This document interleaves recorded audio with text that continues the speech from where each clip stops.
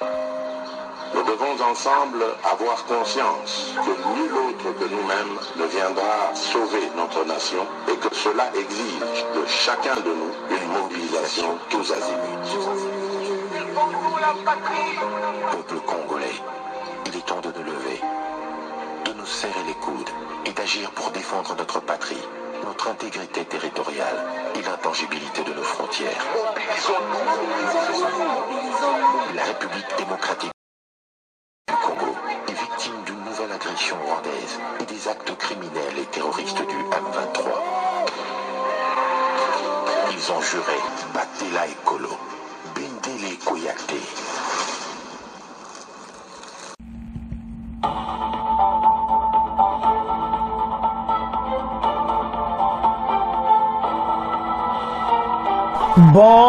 Bonsoir, bonsoir, bonjour, c'est Congo News 24.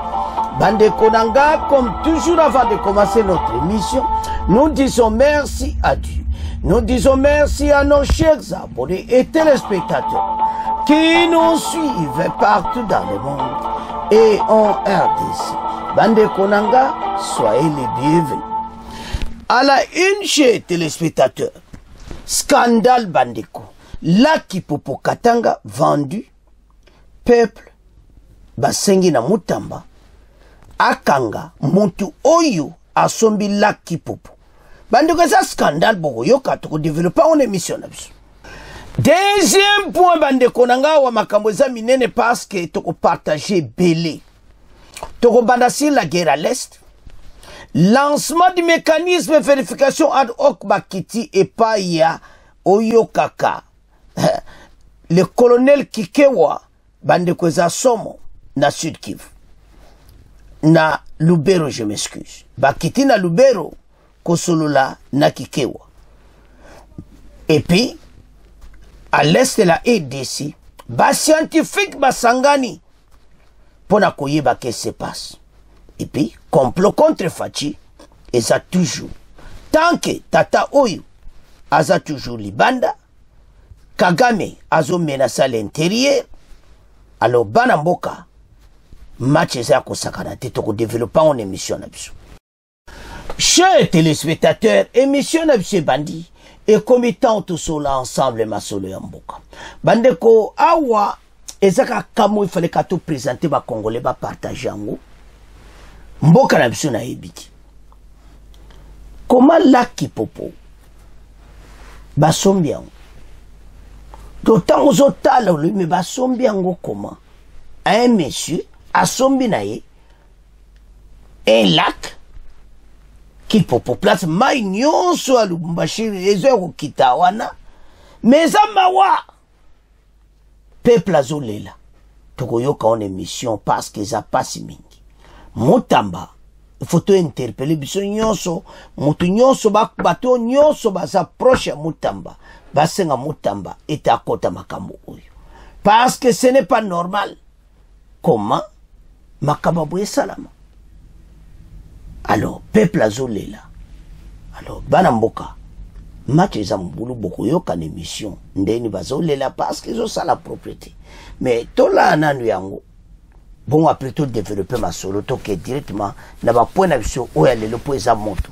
Mais tout ça, entre parenthèses, pas de senga, ba Congolais va partager en haut, et qu'il est comme la Mutamba très rapide, ba kangela biso, nanango na sombi Laki Popo, na Lubumbashi. Tolanda.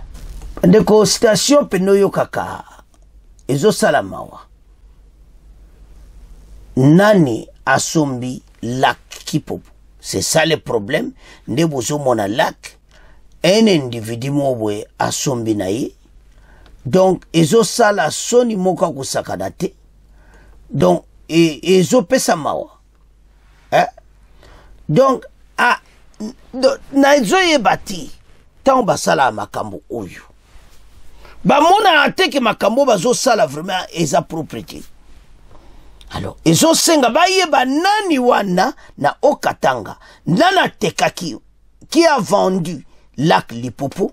La population dénonce oka un scandale sérieux. Les habitants du quartier Bourdouin, ba kebango tout, oyoka kokutana.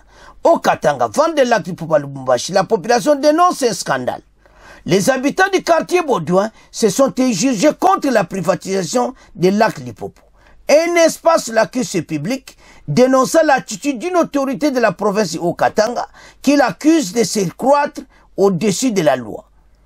Il appelle les autorités compétentes à intervenir pour que cet espace retrouve son usage public initial. Et zonga ndenge bazali ko utiliser ngo pas eza mai ya bana Lubumbashi lac Lipopo et koma ya mutu et comme propriété privée. Tolanda. Le cri d'alarme de la population du quartier Baudouin, et particulièrement celle vivant au croisement des avenues Lumpungu et Mboudi, ne choisissent en tout cas plus des cibles. Des femmes et des hommes rangés dans une foule hétérogène fustigent la prétendue vente du lac Lipopo entretenue par une autorité de la province du Haut-Katanga. Cet acte est inacceptable aux yeux de ces Congolaises et Congolais qui craignent que certains parlementaires soient inclus dans ces sales dossiers de vente dans l'espace public. En tout cas, le problème c'est que il y a un monsieur qui s'est tapé la poitrine pour venir acheter les lacs. En achetant les lacs, il a remblé ces lacs parce que ces lacs, c'est ce qu'on appelait les lacs collecteurs. Toutes les lots de Lubumbashi venaient se terminer dans ces lacs ici. Alors lui, il a acheté, il a remblé. Alors, quelles sont les conséquences? Les conséquences, c'est que toutes les maisons aux alentours sont inondées. L'eau pénètre même dans les fosses septiques, donc on est exposé à des maladies parce qu'un individu qui se croit puissant a acheté les lacs. Maintenant, la question, qui lui a vendu les lacs? On a soumis ces problèmes aux députés. En tout cas, jusque-là, rien de concret. Nous implorons à nos autorités de venir nous aider. Parce que nous souffrons. Parce que quelqu'un se croit puissant, il pense qu'il peut tout faire. C'est là, en tout cas, nous déplorons, nous demandons à ce que nos autorités puissent s'enquérir. Nous commençons même à suspecter que certains députés, on les a corrompus. En tout cas, on ne comprend pas très bien ce qui se passe. Ça a traîné, on n'a pas toujours des solutions. Nous voulons avoir des solutions. Au moment où il mange les beefsteaks chez lui, mais nous souffrons.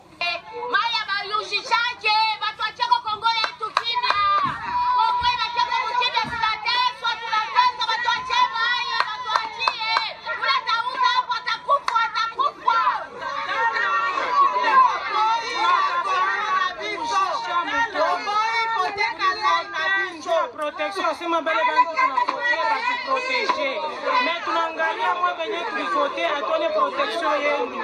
Huyu mtu anakuwa kuza mtoni. Aba bantu wetu kumpembeni batavivre je bataishi je. Même si Mungu akukumbingu, kwa dunia pe kwa autorité. Wale ba autorité, chez population ndio tulivavote. Après avoir kubavote, ndio hivi tunaanza sasa kuona ni kushisha mitono kusha kesho. Tunapenda mwa ba autorité wale tulivote. Mko mtu défendre, tu as huko mtu anauza lac. Mtu défendre, mshu défendre, mshikwache tukufwe. Njone tunaniomba. Shii hapa tuko nahangaika huku kwetu Yulu. Shii beko hapa Yulu. Tuko nahangaika, hakuna kulala. Kama vile inaanza kupika. Tuishe kutoka na watoto nje, mambo ya nini ya hii mtoto. Mai manyumba hakuna kaya. Président de la République. Ngenge tubande le peuple d'abord. Ngebe landa image ya Etienne Tshisekedi. Mais le peuple d'abord ngo ya ibu parce que fuluka na kati ya masa kala lupango kale fuluka na masa. Justice ke wapi Costa Mutamba. Bakubwa ya inchi mtu angalilie hii mambo. Hii fwashi tunekala mala lesi na batoto. Mapori kumunene sana humu Lubumbashi. Shiba mama bakatanga tunakatala ndio kujisha hii mutoni. Iko naleta mpepo mzuri juu ya magonjwa juu ya batoto yetu. Tunakatala. Cette population en colère n'avait qu'un seul refrain, l'implication de l'organe délibérant du Haut-Katanga dans ces dossiers pour que le jeu lac Lipopo ne soit squatté par qui que ce soit. Depuis ces remblayages, nous subissons des conséquences énormes. Il y a des inondations partout. dans la parcelle, dans tous ces voisins-là qui sont des voisins du lac. Et aujourd'hui, le monde fait face aux catastrophes naturelles. Le monde fait face au réchauffement climatique. Le monde fait face aux inondations suite aux écosystèmes. Est-ce que vous pouvez accepter que quelqu'un puisse faire des choses comme ça? Vous privilégiez un individu. Il ne faut pas mettre la population en danger. Vous êtes là, vous êtes l'œil de la population. Nous vous avons élus pour ça. Vous devez défendre nos intérêts valablement. Ces habitants n'ont de regard tourné que vers les autorités pour que cet espace lacustre du domaine public soit remis à usage collectif. Ils ont motivé leur indignation par l'acception selon laquelle nul n'est au-dessus de la loi et que ceux qui sont pointés du doigt doivent répondre de leurs actes.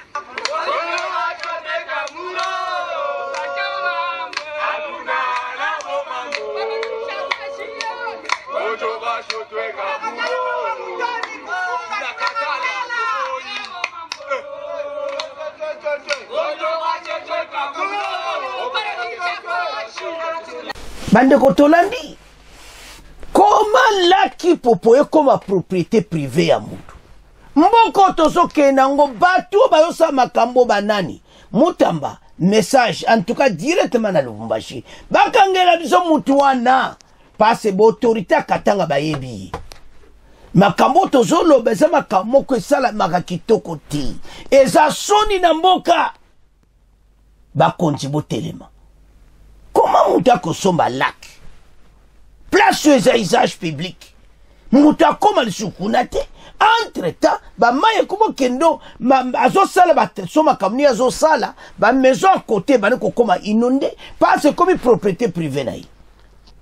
Maye kena we dindi sabatuana, so sala bango nini, moutumo l'État ko intervenir soukounate, et comme propriété privée. Alors moi l'État a sala biloko sala gâté et comme que peuple mais banda aussi ko dindo baza côté wana donc mawatu.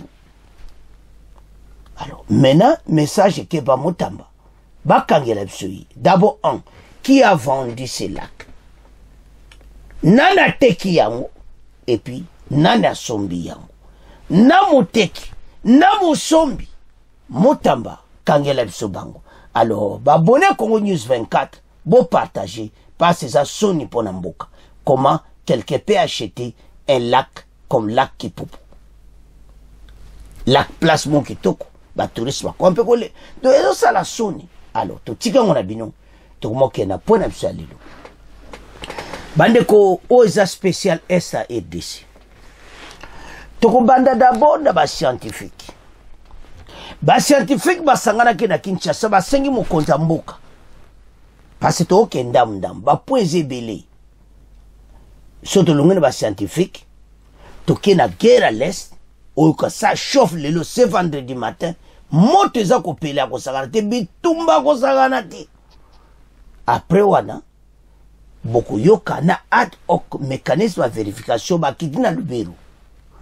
Ba ko kutana colonel bande kewa donc o ka ke yindi ba présenter na Rwanda wana.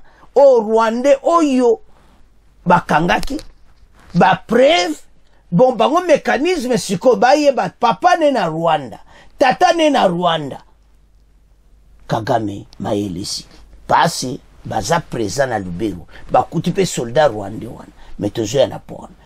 Après le complot avec Fachi ça continue tant que tata wana ça toujours libanda. Ba moi oyo eza ba mwana bo ba préparer mais pas na biso ekozala zéro ekosimbati.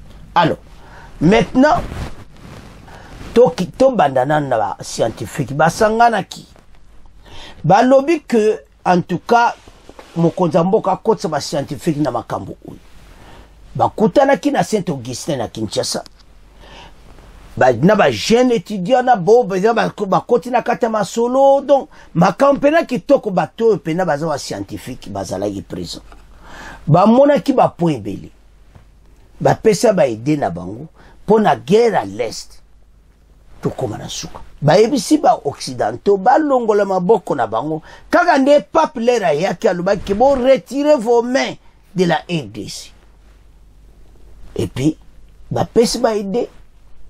Il y a des jeunes au Congolais avant côté université était comme obligatoire pour na kota armée. Tous on a besoin armée wane vimba na ndenga kosakana te. Le pays est tellement immense, armée zamingiti. Donc ba formation militaire salama, ba jeune ba baksa ba suna armée. Ba pesi ba idemo kitoko bande ko bana mboka. Yana sabino bino so bo lex ba le bolande mission. Comment le bâtiment se donner pour la Est et DC et paix et kota na Grand Lac. Kagame akoma kaka na suka. Ozomona. Alors, les scientifiques ba pesi ba idée belé, oyo congolais le loko apprendre et ko ide mboka et avancer. Alors, avant mettre au développement solo, tout la nano les gars qui a ba scientifique pour la paix à l'Est, bon après il y a un mécanisme ad hoc pour Kune Yindi, Tolanda. Bandeko, pour une paix durable en RD Congo, Tosaka na Katkatiwana, dans la sous-région des Grands Lacs, la communauté au Tévomé de la RD Congo, au Tévomé de l'Afrique, pas François, Ouza Biba écrit na banina, mais vous avez bakabola wana, bazo kupese commandenge nini, il faut ba formation salam. Somona.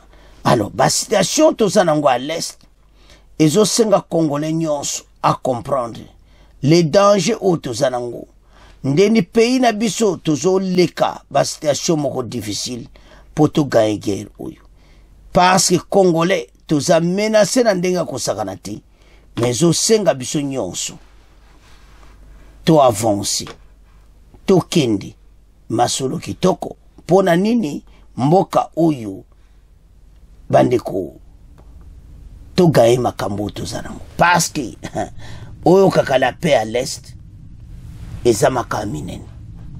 Alors bana mboka soko zotala o mona clair maiti ba scientifique ba ina ba ida kitoko ba ide moko fresh pona mboka ba ide moko aide pena RDC et se développer. Alors voilà Tolanda bandeko makambo eleka kina Kinshasa bango nyonso ba scientifique basangana ki bon auto avancé sur SARDC. Bienvenue à tous. Pour une paix durable en RDC dans la sous-région des Grands Lacs, les sujets étaient au centre d'une réflexion faite au cours des journées portes ouvertes organisées par l'Université Saint-Augustin. Guy Matundu nous en fait le compte rendu. La partie orientale de la République démocratique du Congo est en proie à une crise récurrente. Voici bientôt 3 décennies. Pour solutionner ces guerres à répétition, les scientifiques réunis à l'Université Saint-Augustin de Kinshasa recommandent au gouvernement de les impliquer dans des questions stratégiques. Ils proposent la création des écoles militaires dans toutes les provinces du pays et la formation militaire obligatoire pour tous les jeunes, ainsi que la mise sur pied d'une armée républicaine à hauteur des enjeux sécuritaires.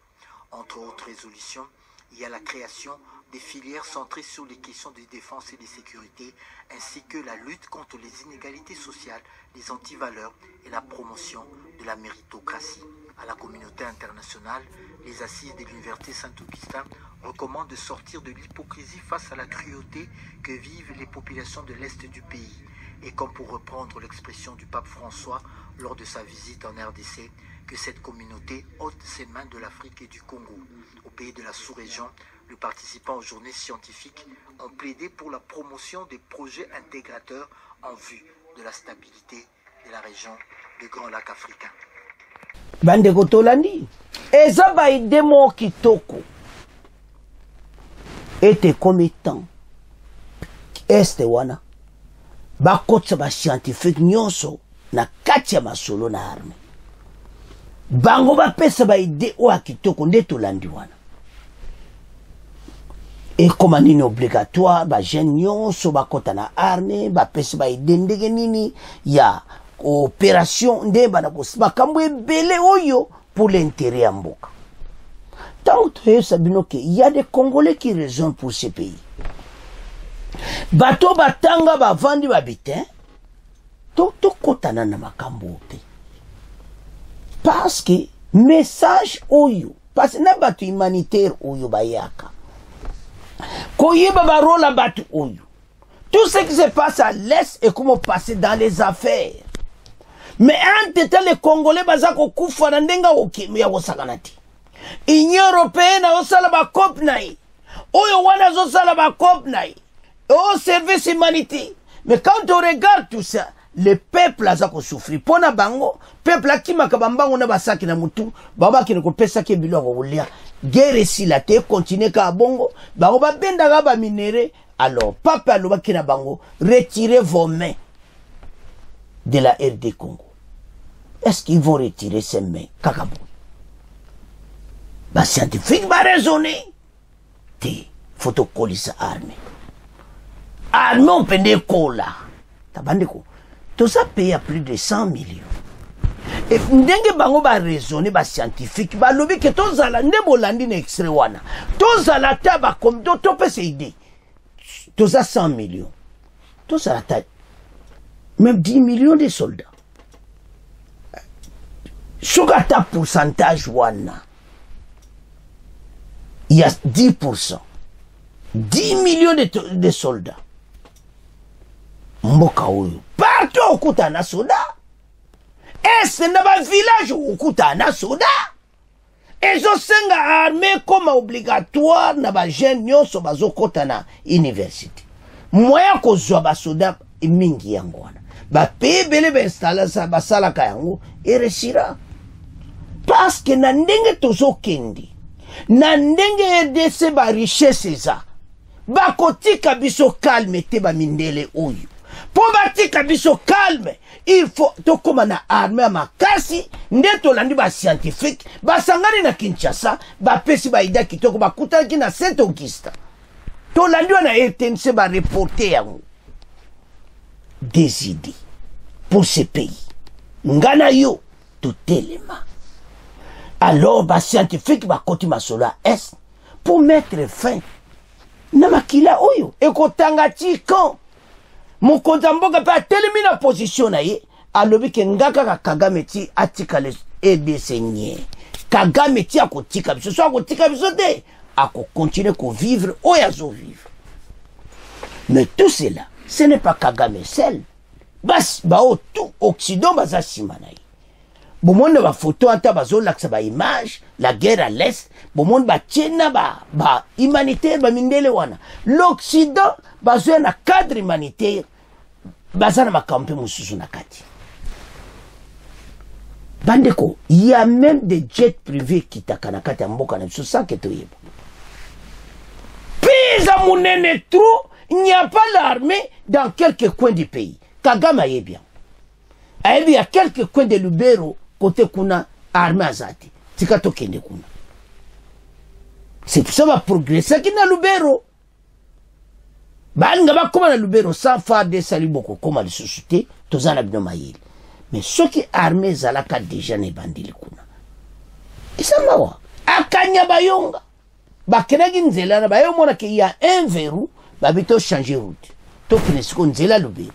Ozo mona clairement te bateau yo mission na bango ezaka yaba minéré. Alors Kagame so comme un peu froissé. Kagame zo koma na suka metoko suki sai. Mena to kende na acte ya vérification. Ataki makelele. Alobaki o wana ke ba armée rwandaise ba wangani soldat oyo. Mema yele siku sili Kagame akoloba nini. Mena mécanisme wana a Lubero. Le commandant Lubero a bengi si bango ba eko kuta anayi. Na soda wana boko yoka na extro toko chela bino. Ezaya ko yinda. Esye yindi. Ale, mbala mo ba ye na ye. Habite, yo mécanisme ad hoc. Pona makambo eso le kana est. Ya ontozi se va Congolais, nous devons être debout. Monsieur Zalako Fungwama. Oba lobake yinda kaka. Totanga yango. Après toko kende.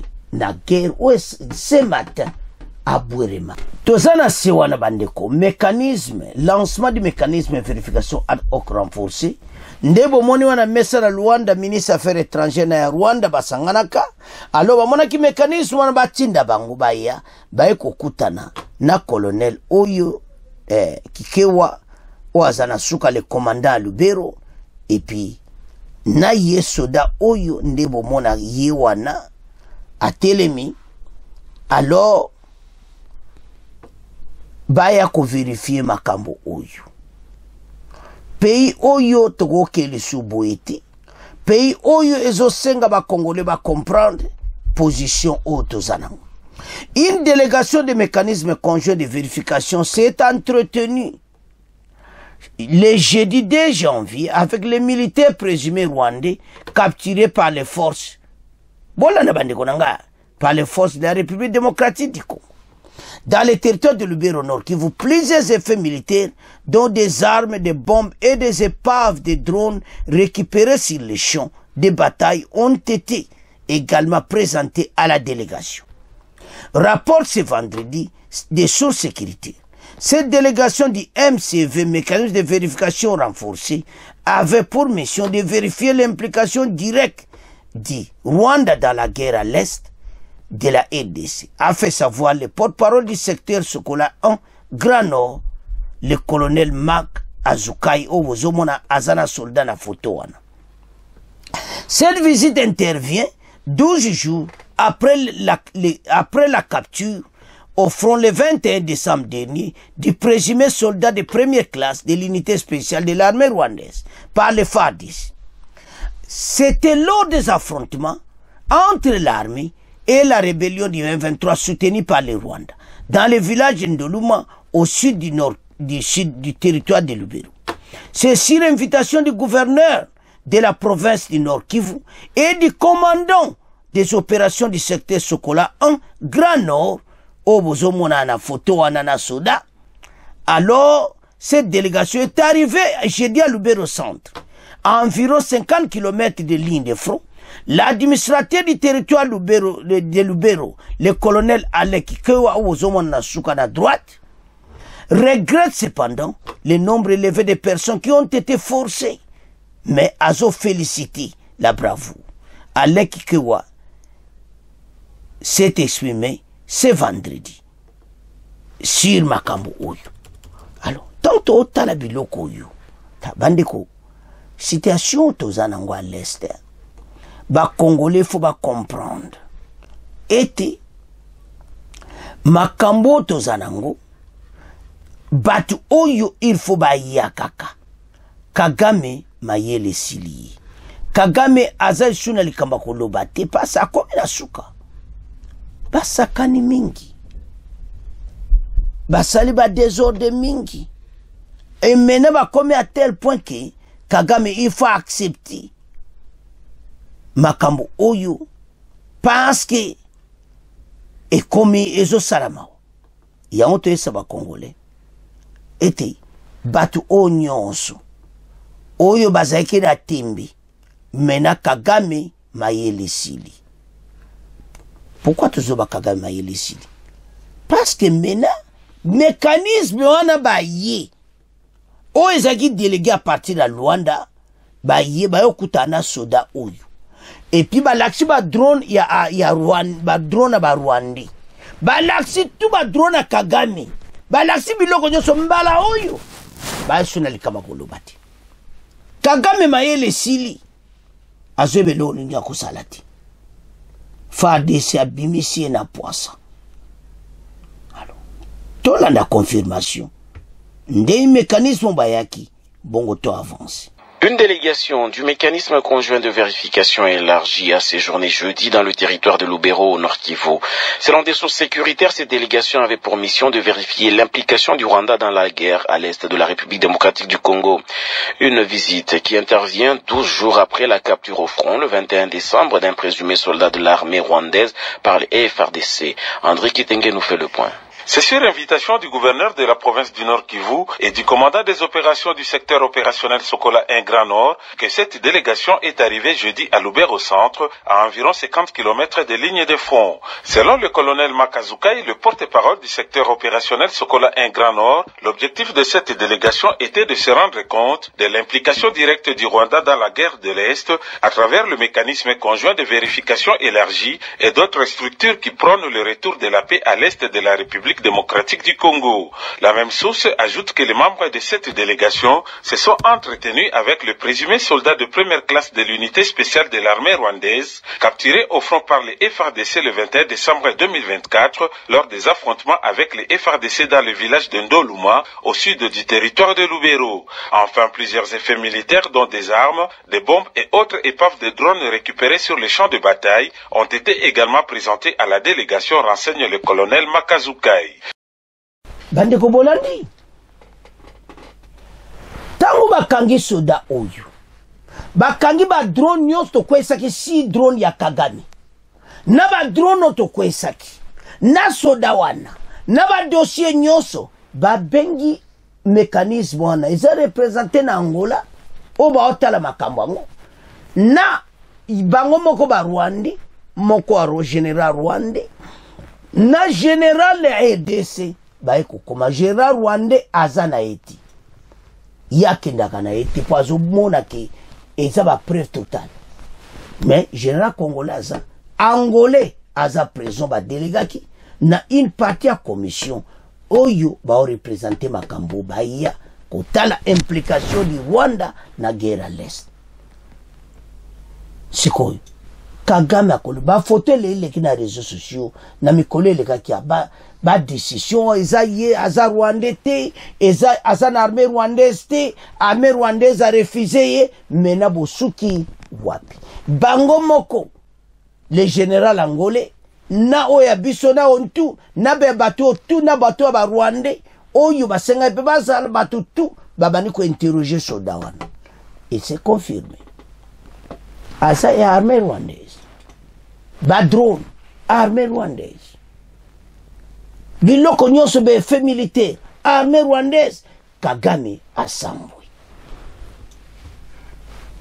mais oyebike na comprenaka président rwandais ti atakutu lokutamu atakutu ba wanganaka bandeko soda na yo ya armée alwiki ngana za soda ya RDF yemo soda zoloba armée kuna Kagame pesi mesa bondi mate kaza soda na biso oh apesi ba détail ya ba famille na yi famille en contact fa de ça makamu nyonso bazwi ba preuve nyonso ba pesi na mécanisme oyo l'implication du Rwanda sur la guerre à l'Est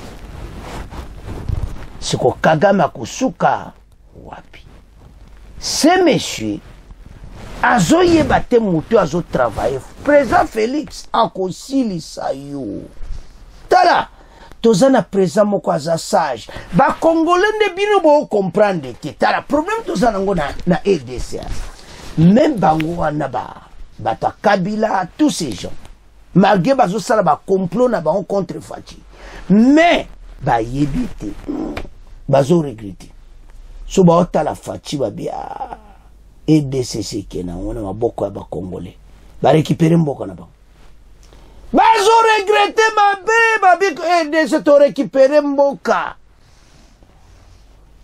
tala Fachi zo suki sabango na mindele basuki makambo tozo gangela armée ataka kati armée kaka ba cesser les faits Fachi zo toso mindele bazoloba wana nasa mayele alingi ke bango nyonso ekoma na point ki parce Kagame azali ko wangana ekoma na point ki ba coincer Kagame mais yo zali ka ko wangana ti rapport ya ONU awangana rapport me ya ONU wana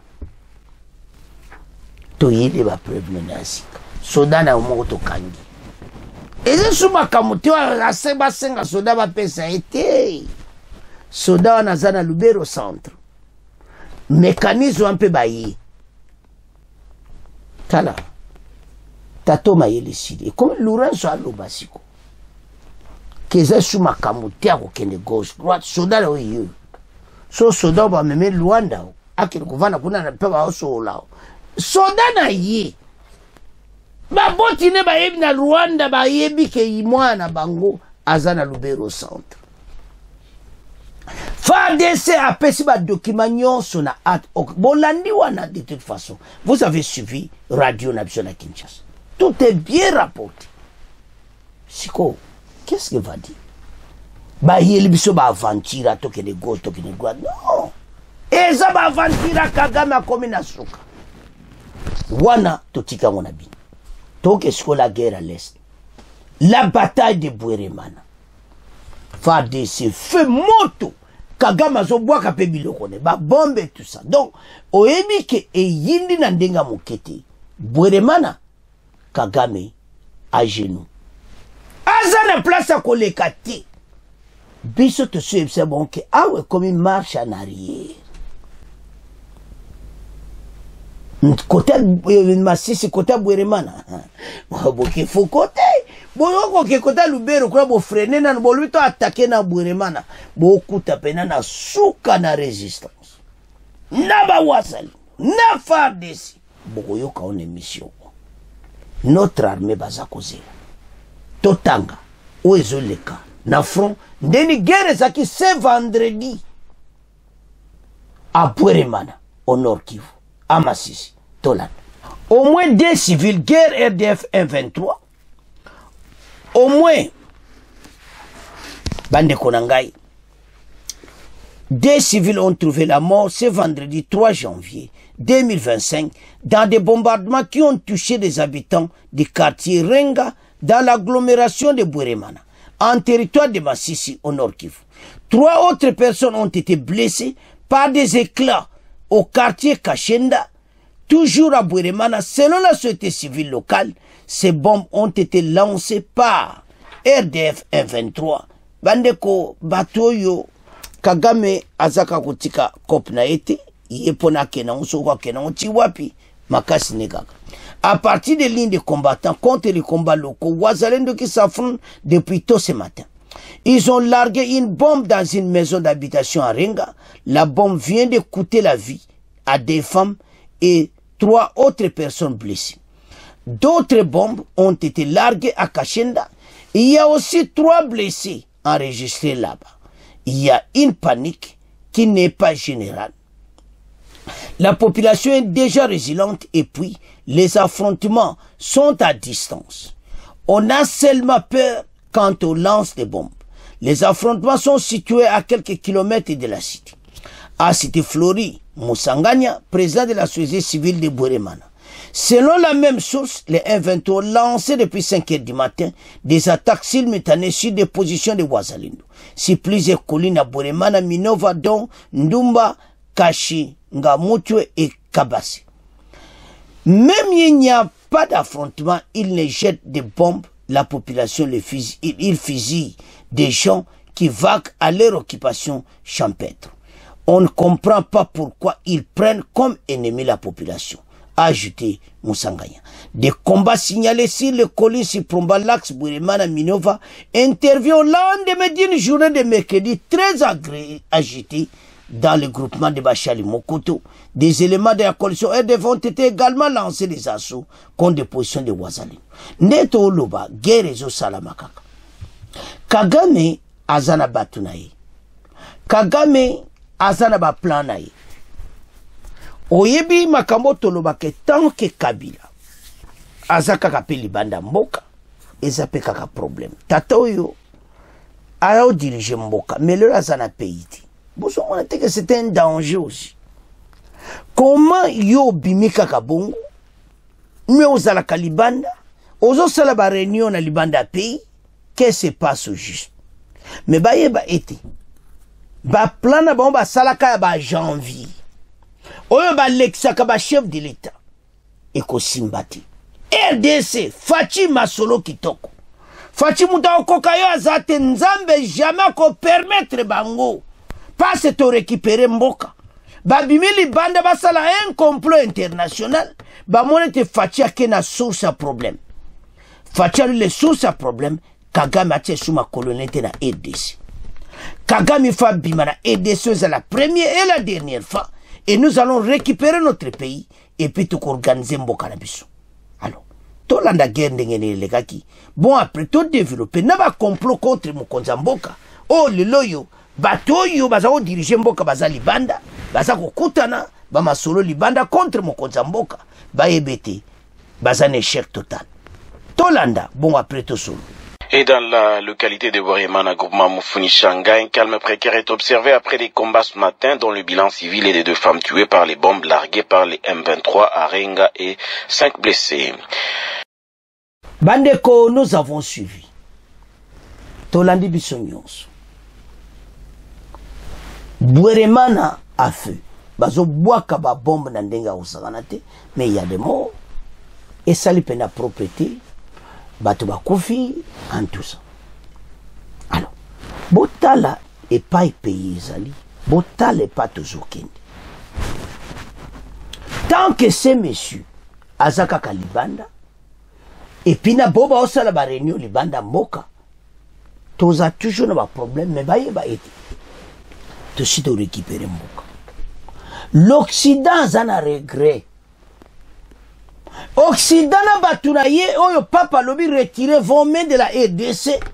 Ce qui papa eko loba bongo. C'est-à-dire batu oyo maboko na bango ezaka kasi la République démocratique du Congo. Parce que c'est là où biloka bibu ya kosala minduki eutaka. Kaka wapi na RDC. Ba biloko bosala ka minduki ewutika na RDC. Makambu nyonso bozongu ba minere oyo sala ba appareil, ba ordinateur, ba fusée, ba minere stratégique RDC. Kagame na rien. Kagame kako azoyiba oyo azotekela bango. Ba moni ke siko cop na bango basaka illicite za kosila. Badeko. Balinga te nous allons récupérer notre pays. Baza jana retard. Ba cop na bango to ba sali ya ko tourmenter ba toke de gauche, toke de droite. Fatia cha récupérer biso mboka. Oye tikali kaka complètement que Kagame na batune ba bima. Bandeko ba komi na suka. Occident zokoka président Félix te. Mutango pe achaka ne matata na bisoti. Mutango pe so doke gauche. Yabi bon ça va, boke gauche mais talabo so boninga na ke droite. Donc makambu tunde bazo solo la fachi, bazo solo la bango bien. Ba partenaire Occident. Partenaire moko yo kaka alinga kaka pays oyo ezala kaka mabi. Nandenge fachi zo sukisa bango bazo sepelati. Tala sodo bakangaki. Kagame akowanga na ndeni. Totiaki mécanisme pour ba vérifier kama kambango implication ya Rwanda na kati ya EDC. Oh Kagame alinga ko accepter. Alubakaka waneza M23. C'est l'armée rwandaise. Et maintenant comme na suka.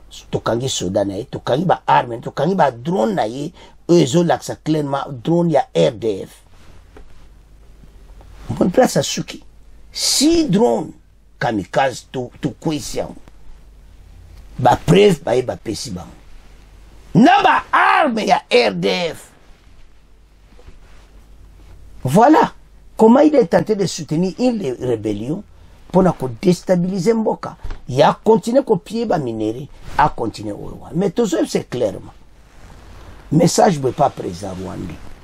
Complot nettoie au sala contre président Félix. Na soi-disant bateau na Mboka oyo. O bazalaki au direction EDC tout ça. Toujours c'est clairement mon janvier na bino.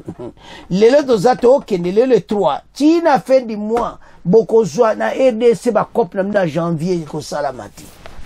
Oyo boya ko bomaka ba congolais o balinga ba bongsa mboka kana janvier. Bato baza motema mabe. On a tué Lumumba en janvier. On a tué Mosé en janvier. Asiboyat. Nzambe. Fatia ji ali pays na bio Nzambe na pesi bino yango. Oza na maboko Nzambe yako fatia pesa yango na fin de l'année yo kene ko zoti. Oleka Nzambe na ba cop na bino bo sala contre ces pays. Mbalo bosuki Le plan de janvier est échoué. Tout ça va Congolais libéla, va planifier toujours en janvier. Mbala otozana bino mayele janvier oyo. Le 31 janvier, te si bino ke kopna momundenge foire eko simba te eko tika la pe ko simba te. Fachi béton. Ati janvier na bango la nyati yango ndambu ndambu. Ba janvier batala kabwe. Oh, mais janvier combien poussière? Ba coupe na bina janvier si. Occident atali likolo, atali se, abe ah, kope kufia. Kope kufi. Bobanda yango kala. Bana mboka. Occident alingaka muto ya kobongsa EDCT. Biso nyonso derrière les chefs de l'État. Oyo kaka ko boakele ba fleur ko bonde la pona ye. Nzamba batela ye. Bazana baluki luki ba kope simbi. Makambo to oloba. Eza makambo yo basi ba prepara ki na décembre. Na ba réunion ki ko sala mana ba okosa biso ke pona constitution. Réunion ne za pona constitution kakati. Constitution za monga ba point ba tchaki na kati. Mais kopwana eze kope noyo kabakenda ki basala vraiment solo. Ah ba kuta na béton armé. Béton armé batana kati sala ba armée céleste. Na ba armée mokili o yes non ba tali ba biwo na armée céleste mais le quoi ya mokili to bundana mais armée céleste o kokate matchisi. Bato balinga mbokoti. Des complots partout. Balinga keza déstabiliser. Balingi impresa eko bongsa mboka balingi ba mona eti. Mais toujours sabino ki yaza wana. 2020 so peso habitoni to pese permission à référendum. So ki nde constitution ba o changer. So RDC to pese mona bela motema passe. Bo bolinga phrase oti. Ndenge kaka fatia le peuple mutako décider. Biso to esa to ko décider boy. Toujours changer constitution. Constitution ata to changer ngo. Etikale po bandeli makambo a zero. Balingi moana te. Soke bandeli a zero. Ba mandali sous se comme à zero. So ba otia 9 ans présidentiel. Binoka boye belang. Alors bana mboka mais tema na ba doka Congo eza ko vimba mabe. Alors bana mboka to komi na fait mission po ba si ba vimbi. Alors to komo tika bino. Bo continuer ko s'abonner na chaîne o bande konangai.